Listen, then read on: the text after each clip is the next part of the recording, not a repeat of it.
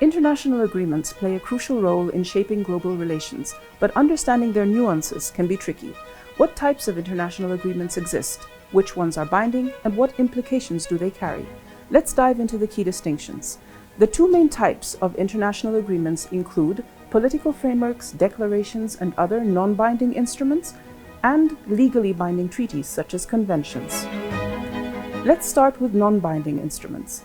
Non-binding instruments are agreements between member states that outline political commitments. They can have legal impacts, but member states don't agree to be legally bound by them. The 1972 Stockholm Declaration is an example of a non-binding environmental agreement.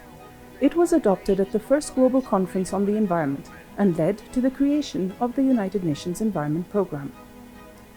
In 2012, at the Rio+20 conference, member states agreed on a vision for a sustainable planet, balancing economic, social, and environmental needs for present and future generations.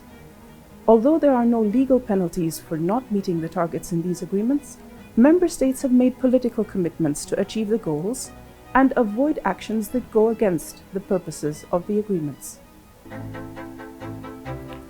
The terms treaties and conventions both refer to legally binding agreements between member states or international organizations, no matter what they are called.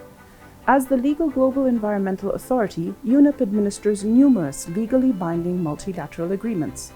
As an example, the Convention on Biological Diversity is a legally binding agreement setting clear obligations for countries to conserve biodiversity, promote its sustainable use, and ensure fair sharing of genetic resources.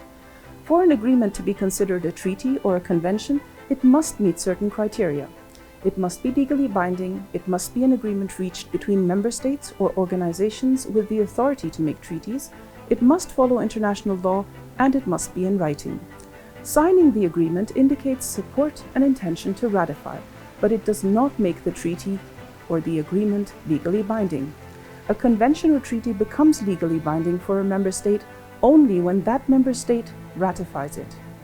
Ratification typically involves a formal process within a country, such as approval by the national legislature or another governing body. Once approved, the member state formally agrees to be bound by the treaty's terms. In summary, non-binding legal instruments differ from treaties or agreements that are binding under international law. Each type of agreement plays a distinct role in how governments collaborate to protect our planet and humanity.